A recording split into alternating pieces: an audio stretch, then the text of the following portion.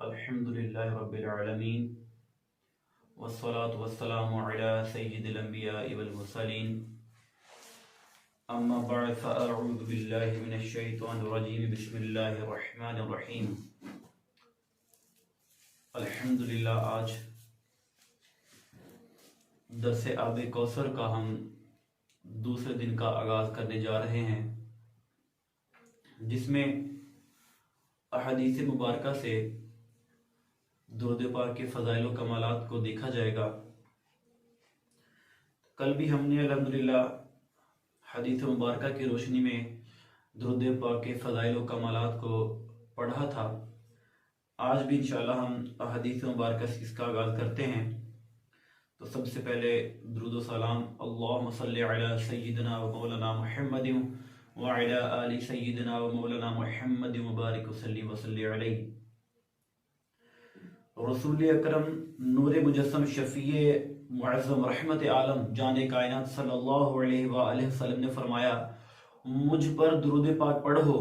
کیونکہ مجھ پر درود پاک پڑھنا تمہارے گناہوں کا کفارہ ہے اور تمہارے باطن کی طہارت ہے، اور جو مجھ پر ایک بار بھی درود پاک پڑھے اللہ تعالیٰ اس پر 10 رحمتیں بھیجتا ہے۔ اور ایک روایت میں آتا ہے کہ مجھ پر درود پاک کی کثرت کیا کرو، اس لیے کہ تمہارا درود پاک پڑھنا تمہارے گناہوں کا کفارہ ہے، اور میرے لیے اللہ تعالیٰ سے درجہ اور وسیلہ کی دعا کرو کیونکہ اللہ تعالیٰ کے دربار میں میرا وسیلہ تمہارے لیے شفاعت ہے۔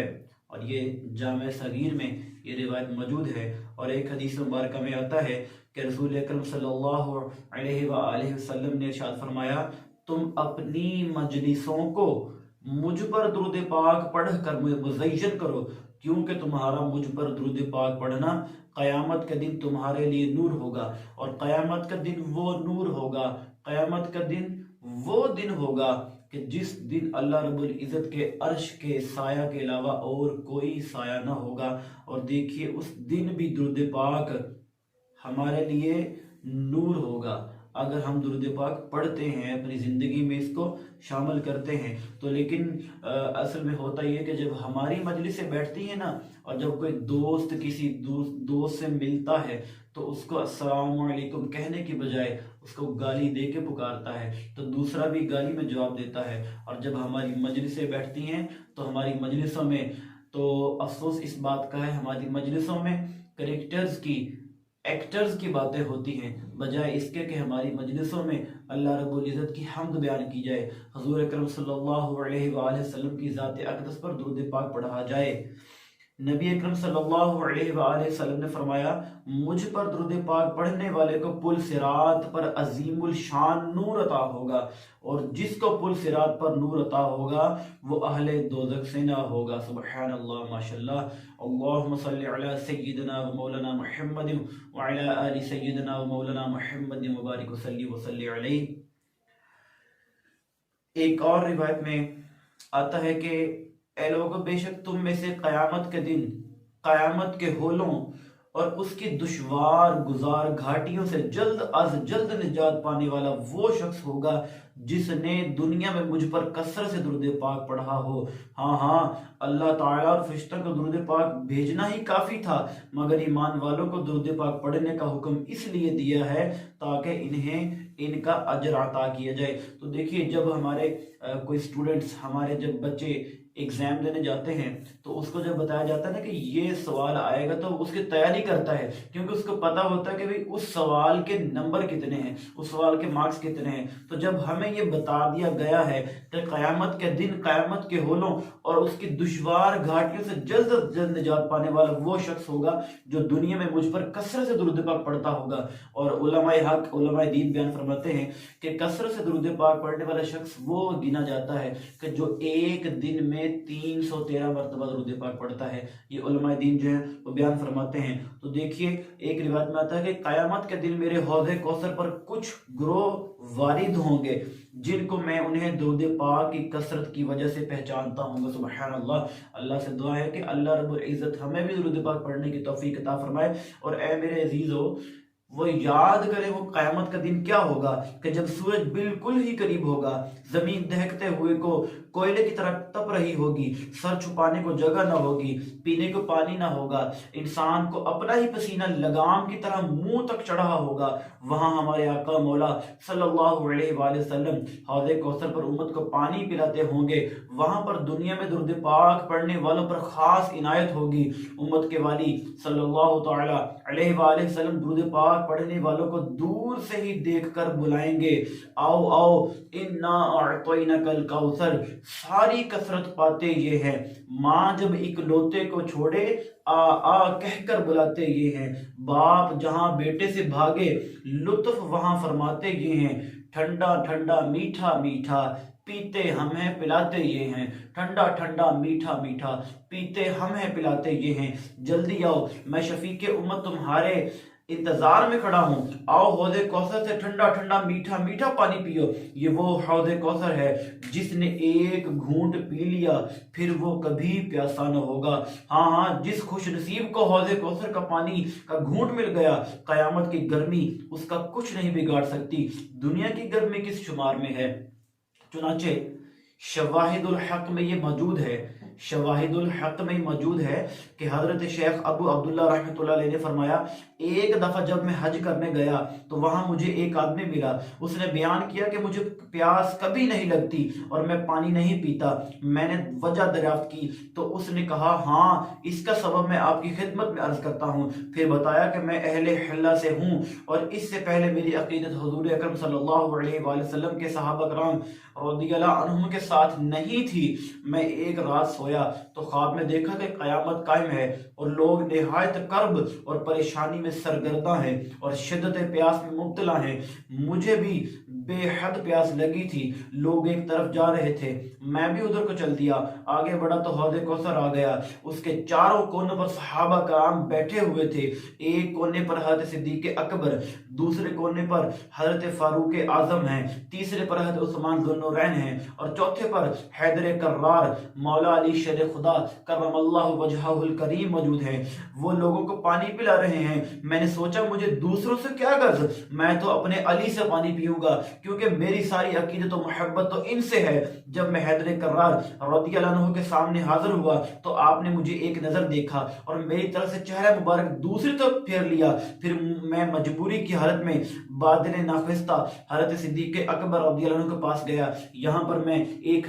بات بیان کرتا چلوں کہ حضرت صدیق اکبر رضی اللہ عنہ ایک مرتبہ حضرت علی کرم اللہ وجہہ الکریم کے پاس تشریف فرما ہوتے ہیں اور آپ کہتے ہیں کہ علی تجھے خوشخبری ہو۔ حضرت علی فرماتے ہیں کس چیز کی خوشخبری؟ حضرت ابو بکر صدیق فرماتے ہیں کہ حضور اکرم صلی اللہ علیہ وآلہ وسلم سے نے فرمایا ہے کہ قیامت والے دن جنت کی ٹکٹیں علی تقسیم کرے گا۔ تو حضرت علی فرماتے ہیں کہ اے ابو بکر آپ نے یہ نہیں سنا کہ حضور اکرم نے فرمایا کہ علی ٹکٹیں اس کو دینا جس کے دل میں محبت ابو بکر ہو، جس کے دل میں محبت ابو بکر ہو۔ تو دیکھیے کہ صرف یہ محبت نہیں کہ ہمیں علی سے محبت ہے، ہمیں علی سے بھی محبت ہے، ہمیں ابو بکر صدیق سے بھی محبت ہے، ہمیں حضرت عثمان ذو النورین سے بھی محبت ہے، ہمیں فاروق اعظم سے بھی محبت ہے۔ تو فرماتے ہیں کہ جب میں حیدر کرار کے سامنے حاضر ہوا تو آپ نے مجھے ایک نظر دیکھا اور میری طرف سے چہرہ مبارک دوسری طرف پھیر لیا، پھر میں مجبوری کی حالت میں بادل نخستہ حضرت صدیق اکبر رضی اللہ عنہ کے پاس آیا، آپ نے بھی چہرہ انور دوسری طرف پھیر لیا، پھر حضرت فاروق اعظم کے پاس حاضر ہوا تو انہوں نے بھی ایسا ہی کیا، پھر حضرت عثمان ذو النورین کے پاس حاضر ہوا تو انہوں نے بھی میرے ساتھ یہی سلوک کیا۔ پھر جب میں ہر طرف سے مایوس و ناکام ہو کر پریشانی کے عالم میں ادھر ادھر دیکھنے لگا تو مجھے سرور عالم محسن اعظم صلی اللہ تعالی علیہ وآلہ وسلم نظر آ گئے جو کہ اپنی امت کو حوض کوثر کی طرف بھیج رہے تھے۔ میں بھی حاضر خدمت ہوا اور عرض کیا، یا رسول اللہ صلی اللہ علیہ وآلہ وسلم مجھے سخت پیاس لگی ہوئی ہے اور مولا علی کے ہاں حاضر ہوا تھا، مجھے پانی پلائیں گے، مگر انہوں نے مجھ سے اپنا چہرہ ہی پھیر لیا ہے۔ اسی طرح فاروق اعظم، صدیق اکبر اور عثمان غنی رضی اللہ عنہم نے میری طرف توجہ نہیں کی۔ یہ سن کر رسول اللہ صلی اللہ تعالی علیہ وآلہ وسلم نے فرمایا، میرے پیارے علی تجھے پانی کیوں پلاتے جبکہ تیرے سینے میں میرے صحابہ کرام کا بغض موجود ہے؟ اس جواب میں میں نے عرض کیا، یا رسول اللہ صلی اللہ تعالی علیہ وآلہ وسلم اگر میں توبہ کر لوں تو پھر؟ اس گزارش پر حضور نبی کریم صلی اللہ علیہ وآلہ وسلم نے فرمایا، ہاں اگر تو توبہ کر لے اور مسلمان ہو جائے تو میں تجھے حوض کوثر کا پانی پلاؤں گا جس کے بعد تو کبھی پیاسا نہ ہوگا۔ تو میں نے رسول اکرم صلی اللہ علیہ وآلہ وسلم کے دست شفقت پر توبہ کی اور اسلام قبول کیا۔ پھر امت کے والی صلی اللہ تعالی علیہ وآلہ وسلم مجھے حوض کوثر پر لائے اور اپنے دست کرم سے مجھے جام کوثر عطا فرمایا جس سے میں سیراب ہو گیا۔ اس کے بعد میری آنکھ کھل گئی، بعد مجھے کبھی پیاس نہیں لگی۔ پھر میں اپنے اہل و عیال کے پاس گیا اور سب سے بیزاری ظاہر کر دی سوائے ان احباب کے جنہوں نے یہ سن کر توبہ کر لی اور اس نظریات سے رجوع کیا۔ اور اس واقعہ کی تصدیق جو ہے، تصدیق و تائید اس حدیث پاک سے بھی ہوتی ہے جس کو حضرت انس صحابی رضی اللہ عنہ نے روایت کیا کہ حضرت محمد مصطفیٰ صلی اللہ علیہ وآلہ وسلم نے ارشاد فرمایا، میرے حوض کوثر کے 4 رکن ہیں۔ ایک رکن میرے پیارے ابو بکر کے قبضہ میں ہوگا، دوسرا رکن میرے پیارے فاروق اعظم کے قبضہ میں ہوگا، تیسرا رکن میرے پیارے عثمان کے قبضہ میں ہے اور چوتھا رکن میرے پیارے علی کے قبضہ میں ہوگا۔ لہذا جو شخص ابو بکر سے تو محبت کرے لیکن عمر سے بغض رکھے، اسے ابو بکر پانی نہ پلائیں گے، اور جو عمر سے محبت رکھے ابو بکر سے بغض رکھے اسے عمر پانی نہیں پینے دیں گے، اور جو عثمان سے محبت کرے مگر علی سے بغض رکھے اسے عثمان پانی نہیں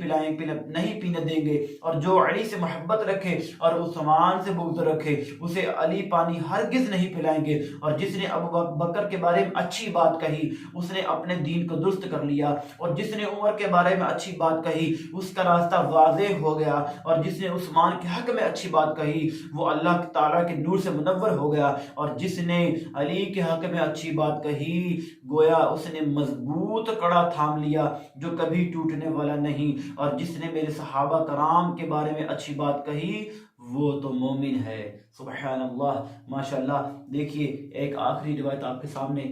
گوش گزار کر کے جانا چاہوں گا۔ ایک روایت میں ہے کہ جس نے مجھ پر، حضور فرماتے ہیں کہ جس نے مجھ پر دن بھر میں 1000 بار درود پاک پڑھا وہ مرے گا نہیں جب تک وہ جنت میں اپنی آرام گاہ نہ دیکھ لے گا۔ سبحان اللہ، ماشاءاللہ۔ اللہم صلی علی سیدنا و مولانا محمد وعلی آل سیدنا و مولانا محمد مبارک وسلم علیہ۔ تو کچھ لوگوں کا یہ اعتراض ہوتا ہے، وہ کہتے ہیں کہ ہم درود پاک گنتے نہیں ہیں، پڑھتے نہیں ہیں۔ تو